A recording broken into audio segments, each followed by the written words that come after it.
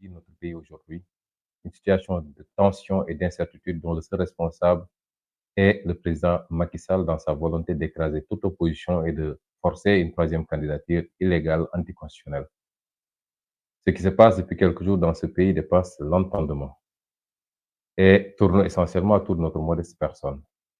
Effectivement, depuis quelques jours, nous avions entamé ce que nous avons appelé la caravane de la liberté, puisque la liberté est menacée aujourd'hui plus que jamais dans ce pays, depuis 12 ans que M. Macky Sall est à la tête de ce pays.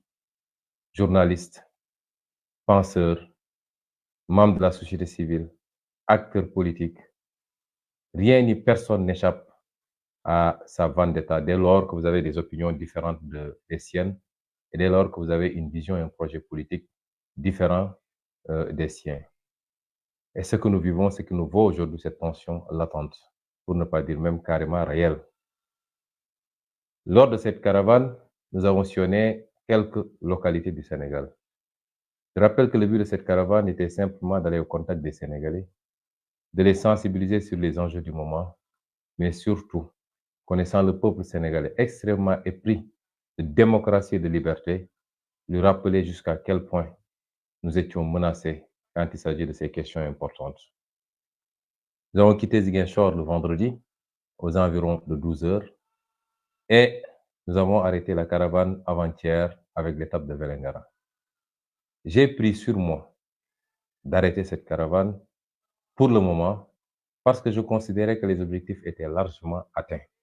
Contrairement à ce qu'on a voulu vous faire croire, c'est moi-même, à l'issue de l'étape de Vélingara, qui ai réuni une partie de mon staff pour lui dire qu'il était important de surseoir. D'abord parce que vous tous, vous avez vu le programme initial, il était prévu pour 48 heures. On venait de faire les 48 heures. Certes, on n'a pas pu faire toutes les étapes parce qu'il y a eu énormément de tracasseries policières durant tout le trajet, mais nous avions considéré que l'objectif était atteint parce que le monde entier a découvert partout où on est passé, encore que ce n'était pas des zones de grand peuplement, puisque c'est des zones rurales, les populations sont sorties massivement pour nous accueillir, nous accompagner sur des kilomètres, réaffirmer leur attachement, mais surtout leur espoir à notre projet. Et c'était suffisant. J'avais décidé de revenir sur Dakar, d'abord pour avoir au moins 24 heures de repos avant le lancement du contre-dialogue, le dialogue du peuple que le mouvement F24, dont nous sommes membres, a décidé d'initier, et d'autres événements qui vont se dérouler dans les tout prochains jours, y compris le 1er juin. Et donc, j'avais décidé, j'avais discuté avec mes staffs, j'avais appelé certains de mes avocats, dont Maître Bamba Sissé, j'avais appelé certains de mes proches pour leur dire que l'objectif étant largement atteint, j'avais décidé de surseoir et de me replier sur Dakar provisoirement. J'avais décidé aussi de venir parce que j'avais été informé des plans du gouvernement du Sénégal et à mobiliser tout ce dont il disposait comme unité d'élite, tout ce dont il disposait également comme force de défense et de sécurité sur la route, l'axe qui va de Vélingara à Kaolack particulièrement, où des guet-apens étaient prévus pour s'attaquer à ma sécurité, à mon entourage, les arrêter tous et essayer de leur coller des motifs. Ils n'en ont même plus besoin pour emprisonner les gens. Et c'est pourquoi, après la journée réussie du samedi, qui, malgré tous les stratagèmes qui avaient été développés par les forces de défense et de sécurité pour m'empêcher d'entrer à Vélingara, nous avons pu faire cette entrée triomphale à Vélingara où les populations sont sorties massivement, pour ne pas dire toute la population, pour nous accueillir. J'avais pris la décision de me replier. Et c'est moi qui ai pris cette décision de le faire seul. Parce que pour une fois, il me revenait, il m'incombait de protéger moi-même mes équipes qui étaient visées pour être décimées. J'ai pris sur moi de partir hier très tôt et donc on se pose la question, y compris les gendarmes qui mènent aujourd'hui l'enquête et qui sont en train de questionner mes trois accompagnateurs, par où est-ce que je suis passé pour sortir de Vélingara. Eh bien, il n'y a pas de secret polichinelle. Je suis parti par la route. j'ai délibérément choisi de passer par la Gambie parce que c'était un autre moyen d'acter ma campagne de désobéissance civique face aux injustices que je vis, face au détournement de la loi et de la justice par rapport à cette mesure illégale aujourd'hui de mise sous contrôle judiciaire. Je suis passé par la route, j'ai traversé la frontière gambienne pour passer par Bassé Santasso, traverser, rencontrer des amis là-bas. J'ai pris mon petit déjeuner tranquillement là-bas pour sortir de l'autre côté, du côté de Makacoulibantang et remonter vers Koussanar. Je l'ai fait en toute liberté parce que je considère que rien ne l'empêche aujourd'hui, si ce n'est l'instrumentalisation d'une partie de la justice et d'un magistrat instructeur pour m'empêcher aujourd'hui de vaquer tranquillement à mes occupations, de pouvoir sillonner le monde, rencontrer tous les partenaires qui sont très pressés de nous rencontrer, de nous parler. Et c'est justement quand on est ressorti vers Koussanar et sur la liste nationale pour remonter vers Koungheul que nous avons fait, après quelques kilomètres, nous avons été arrêtés par un barrage de gendarmerie qui a réclamé les papiers et qui nous a demandé de sortir du véhicule, ce qu'on a fait. Mais à notre grande surprise, c'est comme si tout ce que le Sénégal comptait comme force de défense et de sécurité était embusqué là-bas depuis très longtemps et avait planqué les véhicules, le matériel lourd, les dragons, tout ce que vous voulez dans les buissons. Il y avait plus de 150 ou 200 hommes de tenue avec toutes sortes d'équipements qui étaient planqués dans les buissons attendant tranquillement. Je dois dire que j'avais été avisé. J'avais reçu une alerte 48 heures plus tard. On me disait que effectivement ce traquenard était mis sur la route et que leur objectif c'était de me ramener à Dakar, mais d'arrêter tous mes accompagnants pour essayer de leur coller des motifs et de les envoyer en instruction pour les retenir le plus longtemps possible. Aujourd'hui, nous rendons grâce à Dieu après le succès éclatant de cette promenade sur plus de 400 km de Ziguinchor à Vélingara. Nous sommes également extrêmement satisfaits d'avoir pu épargner tous nos accompagnants de cette dictature de Macky Sall, de cette instrumentalisation de tout ce que compte le pays comme moyen de répression, mais également instrument judiciaire pour les mettre en sécurité. Ce qui s'est passé une fois que notre véhicule a été interpellé. Et je tiens à dire à tous les Sénégalais que je ne suis pas parti par un clando, je suis parti par un de mes véhicules. Et je l'ai fait en toute liberté et je ne me suis pas caché, sinon je ne serais pas passé par la route nationale que je savais déjà très surveillée par les contrôles de gendarmerie et de police. J'avais décidé de vaquer à mes occupations en toute liberté comme tout Sénégalais. Mais une fois qu'on a été arrêté, on nous a demandé de sortir de la voiture. Et ils se sont livrés d'abord à une fouille systématique. Quand je suis sorti, ils m'ont interpellé sur le sac que je portais. Je leur ai donné le sac, ils m'ont dit c'est à vous de l'ouvrir et de sortir ce qu'il y a dedans. J'ai ouvert le sac, j'ai sorti ce qu'il y avait, c'est-à-dire mon arme de poing personnelle, et j'ai sorti l'autorisation qui va avec cette arme que j'ai présentée aux gendarmes. Ils l'ont remis dans le sac et m'ont pris le sac qu'ils ont emmené avec eux. En toute illégalité, parce qu'il n'y avait aucune instruction d'un juge demandant à ce que je sois arrêté. Il n'y a pas de mandat d'arrêt, il n'y a absolument rien. Ils m'ont confisqué également mes 2 téléphones portables, ceux que je détenais par devers moi, en toute illégalité. Et je dois dire que jusqu'à présent, ces téléphones sont entre leurs mains. Et je dégage toute responsabilité par rapport aux manipulations qu'ils feront sur ces outils. Nous connaissons bien leurs méthodes, nous connaissons les instruments dont ils disposent. Je dégage toute responsabilité et j'examine avec mes avocats la possibilité de faire constater tout ça dans une énième procédure, même si on sait qu'elle ne sera pas instruite. Mais nous le ferons pour acter la forfaiture et donner rendez-vous à la postérité. Ensuite, ils se sont mis à fouiller systématiquement le véhicule. C'est en ce moment qu'ils m'ont demandé de monter à bord d'un de leurs fourgons, ce que j'ai accepté de faire. Et le fourgon a commencé à rouler vers Dakar. C'est à peu près 50 km plus loin qu'ils ont stoppé le convoi de fourgons Il y en avait énormément et ils m'ont fait descendre de ce fourgon pour me demander d'entrer dans d'autres véhicules, un convoi de véhicules 4x4, j'en avais dénombré 6 d'ailleurs, pour continuer le chemin vers Dakar à partir de Kaffrine, bifurquer sur Mbacké et prendre l'autoroute à péage pour venir à Dakar. Ce que j'ai compris, c'est qu'ils ne voulaient pas que la nouvelle de mon interpellation, de ma séquestration, se répande très rapidement avant que j'arrive à Dakar pour rassurer tout le monde que Sonko est chez lui, donc il n'a pas été arrêté. Et à ma grande surprise, c'est arrivé à Dakar qu'on m'apprend que le ministre de l'Intérieur aurait déclaré que des armes, c'est pas un arsenal d'armes a été trouvé dans le véhicule. Je tiens à dire à tous les Sénégalais que M. Antoine Diome ment comme il a l'habitude de mentir. Il ment éhontément ou à défaut, il traduit leur velléité de nuire en complotant une fois de plus. Parce que aucune autre arme que celle que je portais par devers moi dans un petit sac et qui a une autorisation jusqu'au mois où j'ai quitté n'avait été trouvée. Mais mieux, j'ai discuté avec mes 3 compagnons qui sont aujourd'hui encore à Kaolack. Quand je suis parti, le véhicule a été soumis à une fouille.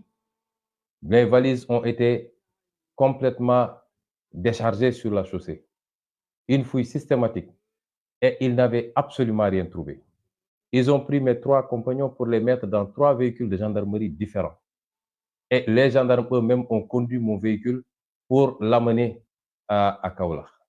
Et c'est une fois à Kaolack, quand on les a mis dans les grilles, que ces gendarmes sont revenus pour le dire finalement, nous avons trouvé une arme dans la voiture. Personne n'était présent quand ils le faisaient. Ça n'a pas été fait à ma présence, ni à la présence de mes 3 compagnons. C'est plus tard qu'ils reviennent pour dire qu'ils ont trouvé une arme et des lance-pierres dans la voiture. Armes et lance-pierres qu'on n'a jamais vues auparavant, nous, et qu'ils n'ont pas sorti devant nous. Je tiens l'opinion à témoin. Je prends l'opinion à témoin par rapport à ces manipulations extrêmement vicieuses dont le gouvernement de Macky Sall est habitué. Et je dis qu'on en tirera également toutes les conséquences.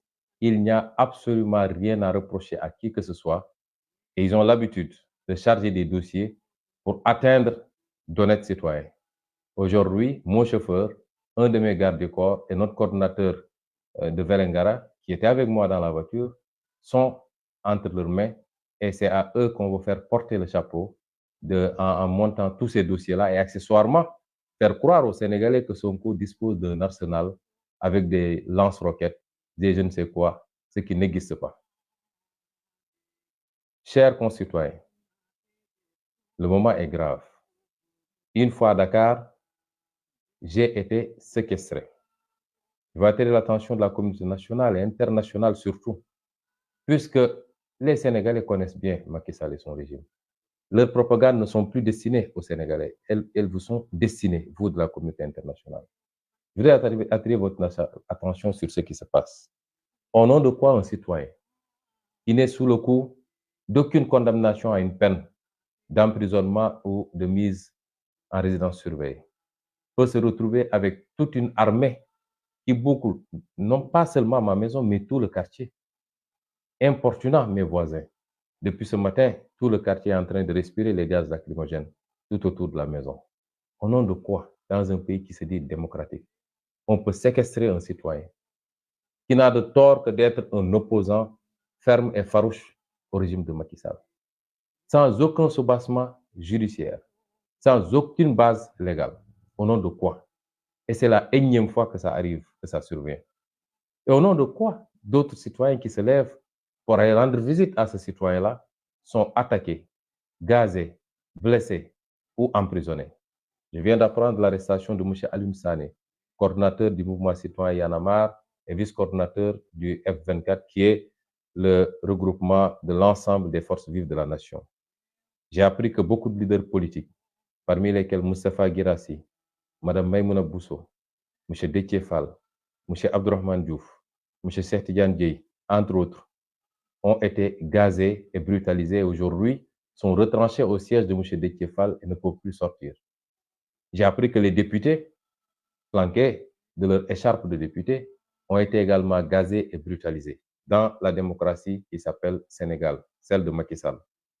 J'ai appris qu'énormément de militants de PASTEF, dont certains responsables de premier plan comme Mme Yassine Fall, ont été brutalisés également et gazés. J'ai appris qu'il y a un journaliste qui a été blessé. Chers concitoyens, il faut arrêter Macky Sall pendant qu'il est temps. Il est temps que tous les Sénégalais prennent leurs responsabilités pour sortir et faire face à Macky Sall. Et j'en appelle à cela, à un sursaut national, à un mouvement de résistance nationale conformément à notre constitution pour faire face à Macky Sall.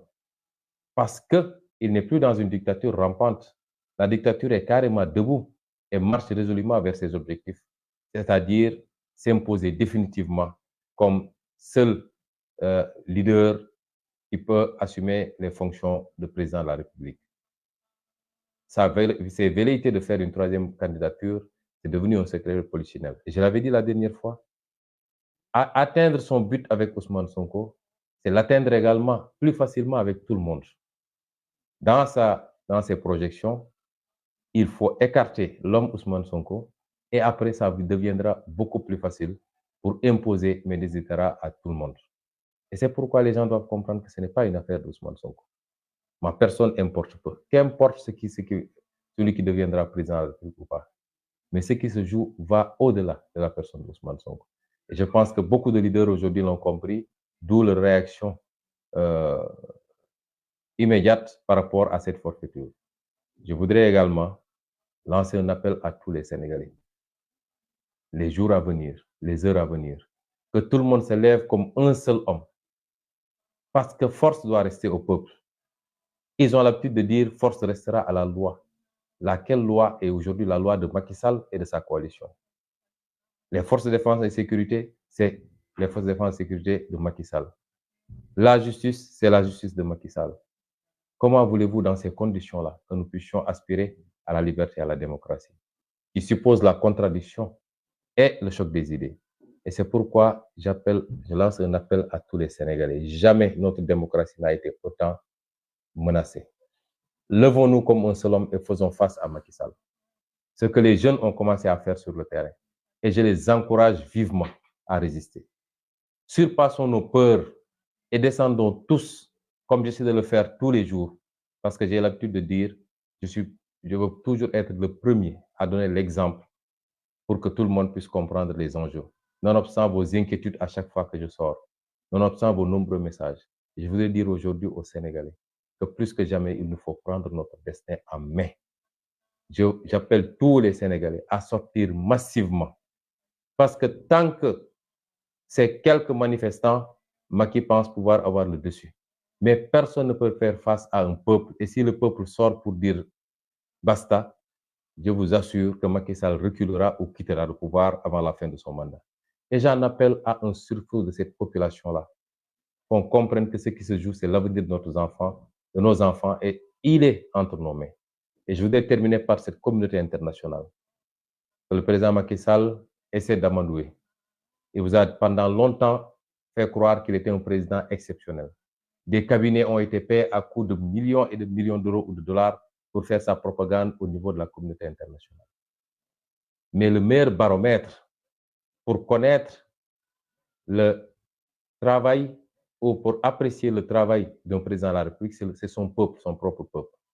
Et quand vous voyez comment ce peuple-là court derrière l'opposition, derrière nos caravanes, comment ce peuple-là rejette Macky Sall et son gouvernement, parce qu'il n'y a pas de travail dans ce pays. Le chômage a atteint des niveaux extraordinaires.